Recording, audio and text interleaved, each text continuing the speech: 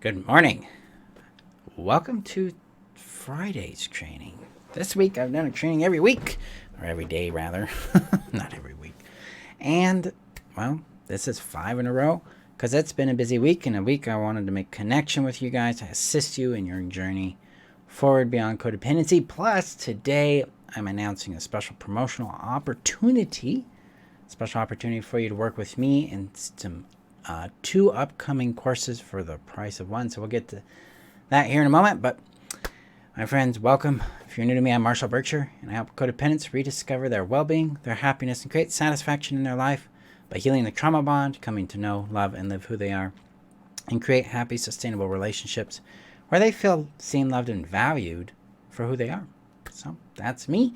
Before we get started, I need to share this out to the community real quick. The community is your safe haven here on the internet, where you can find tools, guidance, and support in your journey beyond codependency and in your own healing. I mean, we have members of this community who've transformed their lives and never even taken a course from me. That's the power of the community. We've got your back as you heal and learn to thrive and choose you first in your world. So today I'm gonna get this shared out to them real quick here. Boom, boom, boom.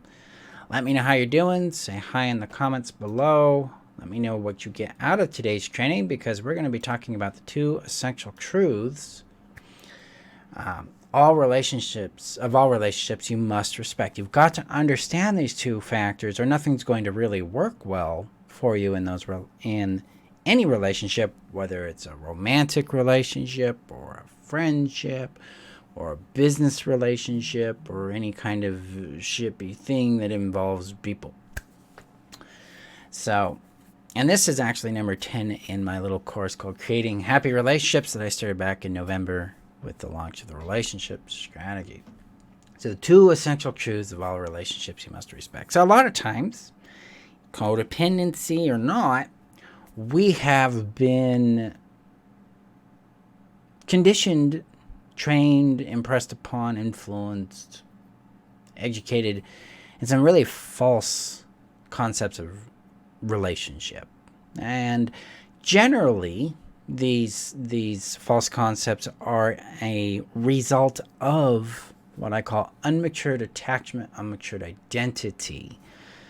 And if we haven't matured into our individuated self, if we've not come to occupy our own space to know, love, and live who we are, to be able to understand our own sovereignty and use it, to use our power in effective ways, we're going to create some real problems in relationships. We're going to end up feeling a little entitled, maybe a little immature, a little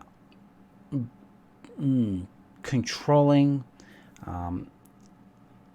I don't, sometimes these can be very blunt words. So I'm just going to put a blunt warning on this. A lot of times when we're not mature, we don't know who we are, we try to get other people to fill our gaps, to fill our emptiness, to fill our loneliness. We try to make them responsible for how we see ourselves. This is a factor in codependency. We try to please them. We try to earn their love. And this really isn't a fault in who we are. This is a product of our neglect, of our abuse, and functionally the fact that we haven't gotten a chance to grow up and mature into our whole adult self and really understand what it means to be an autonomous person, an adult, and what it means to have real relationship.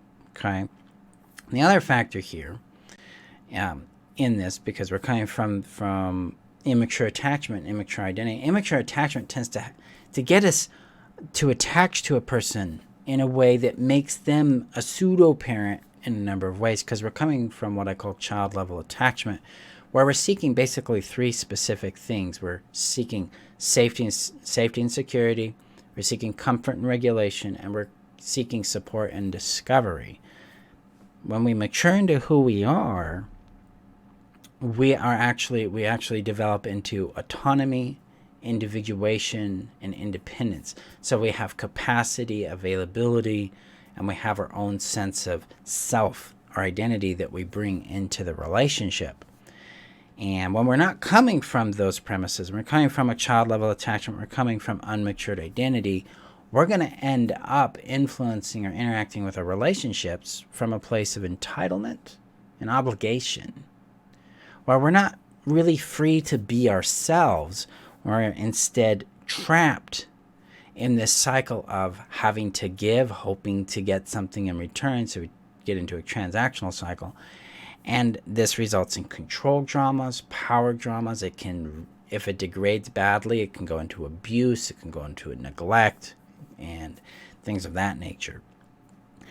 It creates what we often see in, like, The Bachelor, or, other shows on TV with a Nicholas Sparks book or movie. This is all indicative of immaturity in our relationships. We haven't had the chance to grow up, haven't been shown how to grow, how mature, healthy relationships function. And to get to a healthy, mature relationship in our world, we have to do, hey, Satori, we have to do some pretty difficult things. I'm not making this real appealing, am I? I'm just going to be real blunt. Well, first, we got to grow. We got to grow our attachment style, our ability to create secure bonds with trustworthy people. And that means confronting what others didn't do for us that we needed from them. That means coming into a relationship of contact with our anxiety, with our avoidance, with our confusion. That means coming into a relationship with our own needs in a way that's nurturing and loving and kind and receptive to us, so that the relationship can support that. It also means that we have to mature out of entitlement and obligation. We have to mature into consent and privilege.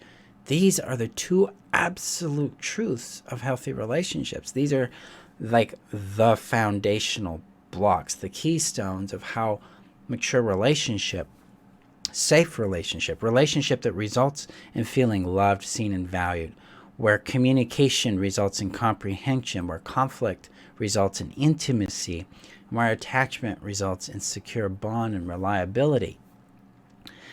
This is how we come to know, love, and live who we are. Consent and privilege. When we approach peer relationship to each other from a premise of consent and privilege, we develop bonds, we develop trust, we develop healthy vulnerability, while maintaining our identity, our sovereignty, our capability, and it promotes our availability, our capacity, and our independence, aka healthy adult bonds. So what is consent? Consent is gaining permission for something you would like with or from someone else. Entitlement is the expectation that it's basically feeling like you have a right to something that is not yours. So in relationship, we often get into the relationship and we feel like we're entitled to their time, to their body, to their resources, to their energy, because that's my person. I should be able to have that because they're my spouse or my girlfriend or my boyfriend or my whatever. This is not true, because they're an autonomous being. We have to respect that autonomy.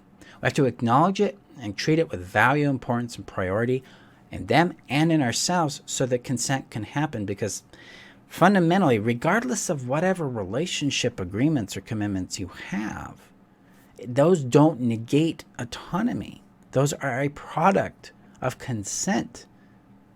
And then within those commitments, consent continuously needs to be addressed. It has to be an alive component in the relationship. So if I wanted time with my girlfriend and she says, no, I can't do that right now, then I accept that.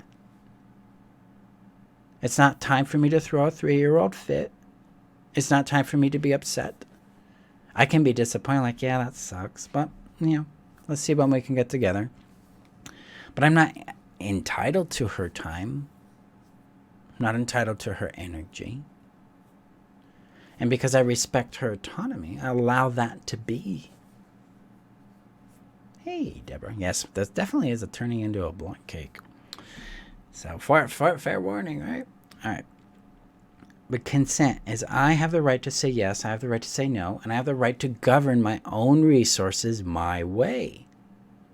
And if I'm in a relationship with someone and I expect them to be a particular way and yet they're showing up a different way, I've got to get honest with myself there. I'm going to go, well, this is who they are. How does that land in my world? What kind of impact does that create for me? Is that what I want to live with? Because I can ask for a change and then they can make a change or not. But I don't get a right to demand a change. I'm not entitled to a change. I'm entitled to ask for it. I can ask because that's right. So that could be pretty blunt. But if we start building our relationships on this concept of consent, then we can acknowledge the privilege that relationship really is, because we're both autonomous beings, or how many of us are in this relationship are autonomous beings. And so the fact that I get to have an experience with you, that's a privilege. When we frame relationship from the angle of privilege, it's more like, wow, it's a gift. This is an opportunity to receive and contribute with someone else. Because I'm receiving their time, their energy, their focus. They're receiving my time, energy, and focus. That's a privilege, because we don't get our energy back. We don't get our time back. These are things that are finite resources. That's why it's a privilege. I get to share this experience with someone. And then consent respects the autonomy of self and the other. That allows for honest commitment, honest agreements, which produces intimacy. It produces companionship, support, play. It produces trust. It produces satisfaction. Because now we're not feeling like we're obligated and we're controlled in this, or we're limited. Instead, we're going, what would I love to share with this person? What would I love to experience with them? Let's ask for it. Let's see what we create together. That's the magic there. And this is completely dependent on us understanding how to create secure attachment, how to create communication that leads to comprehension, and how to manage conflict so it creates intimacy. And that's built on knowing, loving, and living who we are. And this is what this is what connects us to this big opportunity that I have for you today. And that is, you can get 2 courses for the price of 1. So I teach a number of different courses. The first one's the Heal Yourself strategy, and that's all about healing codependency by restoring safety, sanity, and self. The next step beyond that is called the Know Yourself strategy, and this is where I teach you how to know, love, and live who you are. And then the step after that is to build out your relationship skills. And we do that in 2 ways. One, the Relationship Essentials course, which teaches you how to build secure bonds by regulating your attachment, create communication that creates comprehension, so it leads to more understanding, and then to navigate conflict in a way that produces intimacy rather than pain. And your opportunity today is you can get both the Know Yourself strategy and the Relationship Essentials course together for like one price, because both of these individually are $1,250 each. You can get them both for $750. So if that is appealing to you and you want to create these kinds of skills in your world, check out the link above on Facebook, below on YouTube, and the opportunities there. It's only open until May 24th, or until the 40 seats that are open and available for it are sold. So there's a time limit on that. So back to the topic. Consent and privilege are the foundation for healthy relationships that produce love, that produce safety, that produce play, that produce companionship, intimacy, support. That's where it's all built from. As I've moved into my world from the concept of consent and privilege in all of my relationships, sales, business, students, clients, friends, significant others, my children, myself. If I treat myself with consent and privilege, like, am I consenting to do what I'm doing right now? Do I have my own permission to take a risk, for instance? Do I treat the relationship I have with my body and with who I am and all my selves within me with privilege? This really changes our world, the way we see people, the way we see ourselves, the way we see relationship. It gets us out of this entitlement obligation trap.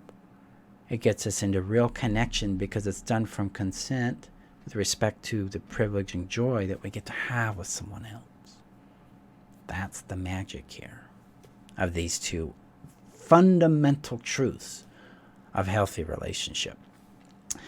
So if you want assistance within that, I recommend taking up the opportunity, and then then we'll take you right through it. So the details about the courses are below in that link, above on Facebook, below on YouTube. So my friends, when you're looking at your relationships, ask yourself the question, am I coming from consent and privilege or entitlement and obligation? When someone's interacting with you, are they asking? Are they treating me with respect? Or are they acting entitled and suggesting that I'm obligated to them? Those simple questions can really reveal a lot about what's going on, both within you, within them, and within the relationship. So allow yourself to explore that and discover that. I'm going to check out the comments here. So Deborah says, struggling with the sense of entitlement with my daughters, feeling really entitled right now. That's understandable. We're conditioned as parents to believe that our children are obligated to do something for us because we raised them.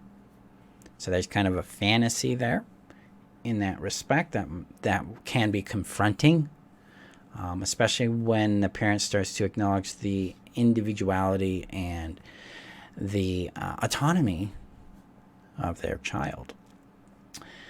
So that's a biggie. That's a journey.